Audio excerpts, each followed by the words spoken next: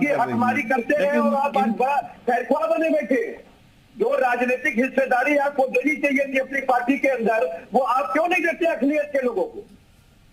भाई ये आपको बताना पड़ेगा कि 403 विधानसभा में एक भी मुस्लिम इस लायक नहीं है जो आप उस पर विश्वास कर सके, ट्रस्ट कर सके। आप दिखावटी चेहरा ले करके जो है वो राज्य मंत्री बना देंगे और उसके बाद फिर उसको भी बदल देंगे। जी, आप बताइए, जो राजनीतिक रूप से सक्षम नहीं कर सकता है उसकी वकालत आप कर रहे हैं।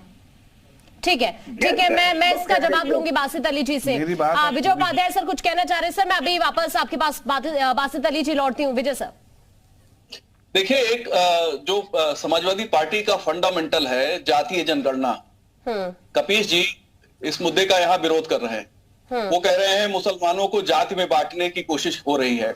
मुस्लिम समाज मंडल आयोग के तहत उनकी अलग अलग जातियां रिजर्वेशन प्राप्त हैं। जब जातीय जनगणना जिसकी मांग समाजवादी पार्टी पुरजोर तरीके से कर रही है, जब जातीय जनगणना होगी तो उसमें मुस्लिम राजपूत भी गिने जाएंगे, जाट राजपूत भी, जाट मुस्लिम भी गिने जाएंगे, उसमें अंसारी, सलमानी, रहमानी, जितनी भी तरीके की जातियां हैं मुस्लिम समाज में, सभी की गिनती होगी। तो जातीय ये जो पार्टी का फंडामेंटल है उसका जो विरोध कर रहे हैं कपीश जी, या दोहरी बात कर रहे हैं, ये इस पे मैं चाहूंगा कि कपीश जी से आप बाद में जरूर सवाल पूछिएगा कि पार्टी एक तरफ जातीय जनगणना की मांग कर रही है और दूसरी तरफ एक पार्टी पर आरोप लगा रही है कि जातियों में बंटवारे करने की कोशिश कर रहे हैं। कपीश जी जल्दी से आप अभी जवाब दे दीजिए इस बात का। बिल्कुल बिल्कुल, माननीय विजय उपाध्याय जी ने बड़ी अच्छी बात की। कपीश श्रीवास्तव जातीय जनगणना की जो डिमांड कर रहे हैं वो सभी धर्म और सभी जातियों के लिए और उनके बंटवारे के लिए नहीं है, उनके सशक्तिकरण के लिए। और यहाँ ये क्या कर रहे हैं, टूट डालो और उनके बाद उनको टिकट भी ना दो, उनको राजनीतिक रूप से कमजोर कर दो और उसके बाद उनको अपना भी ना बनाओ। हम बेसहारा बनाने के लिए नहीं कर रहे हैं, हमने उस संवैधानिक शक्ति के उपयोग के लिए कर रहे हैं जो संविधान की शक्ति इस देश के अंदर जिस व्यक्ति के चेहरे में अंतिम अवसर मुस्कान नहीं पहुंच सकी है वहां तक पहुंच सके, हम बापू के भारत को बना कर देना चाहते हैं। और ये मुसलमानों में भी फ्रिक्शन डाल रहे हैं राजनीतिक आधार पर और कुछ को तोड़ के अपने साथ लाना चाहते हैं, जबकि 403 विधानसभा में एक भी टिकट इन्होंने किसी भी मुसलमान को, चाहे पसमानदा मुसलमान हो, बासित अली जी आप अपनी बात भी रखिए। अरे भाई सच्चर कमेटी हम कहते हैं लागू कर दीजिए। अगर आप बड़े खैरख्वाह हैं हम भी आपका सपोर्ट करेंगे, सच्चर कमेटी लागू कर दीजिए। और सच्चर कमेटी में तो ये माना गया। ठीक है विजय सर कुछ आप बोल रहे हैं, जल्दी से आप अपनी बात। नहीं, जितना प्रोपोर्शनेट मुस्लिम समाज बीजेपी में है, मुझे लगता है रिप्रेजेंटेशन पार्टी ने उतना दिया है, जो मैं एक जर्नलिस्ट के नाते देख रहा हूँ। लेकिन कपीश की पार्टी में जितना मुस्लिम का, इन्होंने क्यों अपने लिए कम दिया? इन्होंने मुस्लिम समाज को जोड़ने की कवायद क्यों नहीं की? और आज उनको फ्रिक्शन कपीश एक बार उनकी बात तो सुनिए पहले। मैंने आपको बोलने का मौका दिया, एक बार जरा सुनिए आप जी। भारतीय और सच्ची कमेटी की बात कर रहे हैं कि लागू होना चाहिए, गजब है, ये तो सवाल उठाने का मौका दे रहे हैं। एक बात, दूसरा, मुस्लिम समाज बीजेपी से जुड़ा ही बहुत कम है, बहुत ही कम संख्या में जुड़ा है। मुझे लगता है जितना रिप्रेजेंटेशन पार्टी ने दिया है, इन्होंने जोड़ा ही नहीं है, जुड़ा नहीं है, इन्होंने जोड़ा ही नहीं है।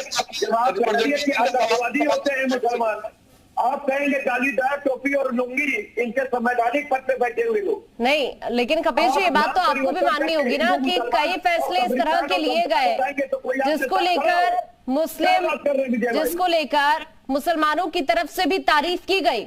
जो कई महिलाएं हैं, मुस्लिम महिलाएं हैं, वो तारीफ कर रही हैं मोदी सरकार की, ये तो आप भी मानेंगे ना। मैं वापस आपके पास लौट रही हूँ, एक बार बासित अली जी का भी मैं रुख करूंगी। बासित अली जी, आपकी मंशा तो बहुत साफ रहती है कि देखिए आप सबको साथ लेकर ही चल रहे हैं, है ना। अभी कपीश श्रीवास्तव जी ने बहुत सारे सवाल उठा दिए जिसमें कि अभी तक एक सीट भी आपने नहीं दी। उसके बाद आप भी अभी जिक्र कर रहे थे कि 4.5 लाख गरीबों को मकान दिए, कई सारी योजनाएं आपने गिनवाई कि इन योजनाओं का फायदा मुसलमानों को मिल रहा है, लेकिन उसके बावजूद भी आप पर सवाल उठ जाते हैं।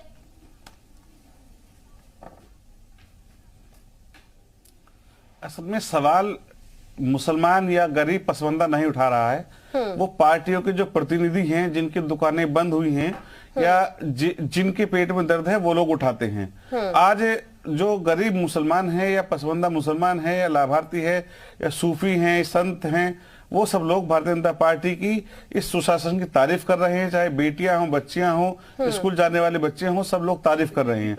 आप चाहे सड़कों की बात करें, आप सुरक्षा की बात करें, आप लाइट की बात करें, हर क्षेत्र के अंदर भारतीय जनता पार्टी ने सबका साथ, सबका विकास और सबके विश्वास के साथ, ना कोई जिला वीआईपी है, अब सबको बराबर बिजली मिलती है।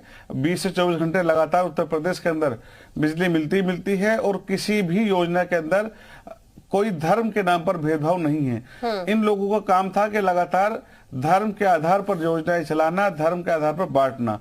हम एक समाज को जोड़ने की बात कर रहे हैं और जब समाज जुड़ेगा तो जाहिर बात है कि इनको दर्द होगा। लेकिन अभी कपिल जी कह रहे थे ना कि आप जब कार्रवाई करते हैं, बुलडोजर चलता है तो मुसलमानों पर ही चलता है, उन्हें आप आतंकी घोषित कर देते हैं।